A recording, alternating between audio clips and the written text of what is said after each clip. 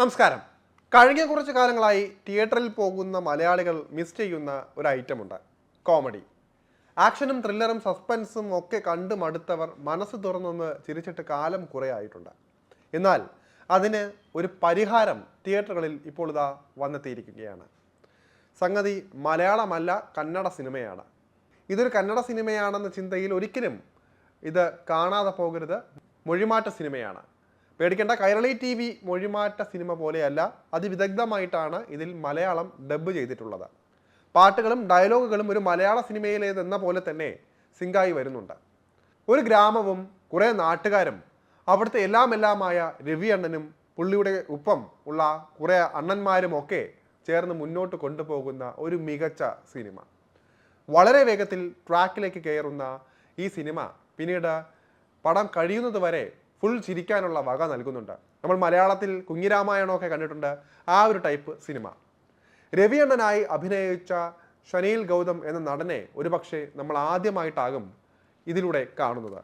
പക്ഷേ ഒരു കാര്യം ഉറപ്പ്, ഈ ഒരൊറ്റ സിനിമ കൊണ്ട് അദ്ദേഹം നമ്മളെ ഫാനാക്കി മാറ്റിക്കളയും. കന്നഡ സിനിമയിലൂടെ കണ്ടിട്ടുള്ളതും അറിയാത്തതുമായ ഒട്ടനേകം നടന്മാരും നടിമാരും ഇതിൽ വന്നു പോകുന്നുണ്ട്. അവരൊക്കെ നമ്മളെ ആദ്യാവസാനം ചിരിപ്പിക്കുകയും ചെയ്യും.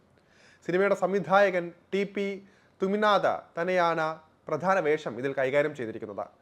എഴുത്തും സംവിധാനവും മാത്രമല്ല, അഭിനയവും തനിക്ക് നല്ല രീതിയിൽ ചെയ്യാൻ പറ്റുമെന്ന് അദ്ദേഹം ഇതിലൂടെ തെളിയിച്ചിട്ടുണ്ട്. കേരളത്തിൻ്റെയും കർണാടകയുടെയും ഭൂപ്രകൃതി കൊണ്ടും സിനിമയുടെ അവതരണം കൊണ്ടും തിരക്കഥ കൊണ്ടും മികച്ച ഡബ്ബിംഗ് കൊണ്ടും എല്ലാം കൊണ്ടും ശരിക്കും ഒരു മലയാളം കോമഡി സിനിമ കാണുന്ന അതേ ഫീൽ തന്നെ ഈ സിനിമ നിങ്ങൾക്ക് കണ്ടു തീർക്കാം. മനസ്സ് നിറയെ ചിരിക്കാം. കന്നഡയിൽ മികച്ച പ്രകടനം കൊണ്ട് കയ്യടി നേടി മലയാളികൾക്കും സുപരിചിതനായ രാജ്ബി ഷെട്ടി എന്ന പേരായിരുന്നു സിനിമ തിയേറ്ററിൽ തന്നെ പോയി കാണാൻ പലരെയും പ്രേരിപ്പിച്ചത്. ദുൽഖർ സൽമാന്റെ വേഫ്രർ ഫിലിംസാണ് ചിത്രം കേരളത്തിൽ വിതരണത്തിന് എത്തിച്ചത് എന്നത് പ്രതീക്ഷയേറ്റുന്ന രണ്ടാമത്തെ ഘടകമായിരുന്നു. ഈ പ്രതീക്ഷകളുമായി തിയേറ്ററിൽ കയറിയ ആരും തന്നെ നിരാശരായി മടങ്ങില്ല എന്ന് ഉറപ്പാണ്. പ്രേതവും ബാധയും അടക്കമുള്ള കാര്യങ്ങൾ സിനിമയിലുണ്ട് എങ്കിലും അതിഭാവുകത്വം ഒന്നുമില്ലാതെ തന്നെ സിനിമ നമ്മെ ചിരിപ്പിച്ചുകൊണ്ടിരിക്കും. വൈകുന്നേരം ഓഫീസിലെ ടെൻഷനൊക്കെ മാറ്റിവെച്ച് ഒന്ന് റിലാക്സായി 2.25 മണിക്കൂർ തിയേറ്ററിൽ ഇരുന്ന് ആസ്വദിച്ച് കാണാൻ പറ്റുന്ന ഒരു സിനിമ. ചിത്രത്തിൽ ദീപക് രാജ് പണാജെ, പ്രകാശ് തുബിനാട്, മൈം രാംദാസ, സന്ധ്യ അരേകേരെ, രാജ്ബി ഷെട്ടി എന്നിവരെല്ലാം തന്നെ നിർണായക വേഷങ്ങളാണ് കൈകാര്യം ചെയ്തിരിക്കുന്നത്. ഒരു ഗ്രാമത്തിൽ ചുറ്റിപ്പറ്റി നടക്കുന്ന കഥയാണ് ചിത്രം പറയുന്നതെങ്കിൽ പോലും ആദ്യാവസാനം ചിരിപ്പിക്കുന്നതിനൊപ്പം തന്നെ വളരെ പ്രസക്തമായ ഒരു വിഷയം കൂടി ചിത്രം ചർച്ച ചെയ്യുന്നുണ്ട്. സ്പോയിലർ ആകും എന്നത് കൊണ്ട് തന്നെ കൂടുതലൊന്നും ഈ സിനിമയുമായി ബന്ധപ്പെട്ട് ഇപ്പോൾ പറയുന്നില്ല. തുടരുമെന്ന മോഹൻലാൽ സിനിമയ്ക്ക് ശേഷം തിയേറ്ററുകളിലേക്ക് ആള് കയറുന്നത് വല്ലാതെ കുറഞ്ഞിട്ടുണ്ട് കേരളത്തിൽ, പ്രത്യേകിച്ച് ഫാമിലി ഓഡിയൻസ്. നല്ല സിനിമയ്ക്ക് വേണ്ടി, പ്രത്യേകിച്ച് ഒരു കോമഡി സിനിമയ്ക്ക് വേണ്ടി കാത്തിരിക്കുന്നവർക്ക് ധൈര്യസമേതം സൂ ഫ്രം സോയ്ക്ക് ടിക്കറ്റ് എടുക്കാം.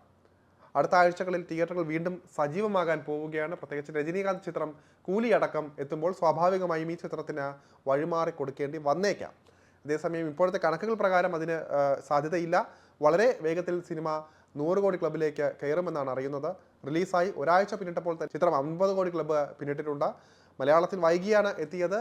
അതുകൊണ്ട് തന്നെ ഈ കളക്ഷനും, അതായത് കേരളത്തിൽ റിലീസ് ചെയ്ത കളക്ഷൻ അടക്കം വലിയ സ്വാധീനമാകും ആഗോളതലത്തിൽ ചിത്രത്തിന് നൽകാൻ പോകുന്നത്.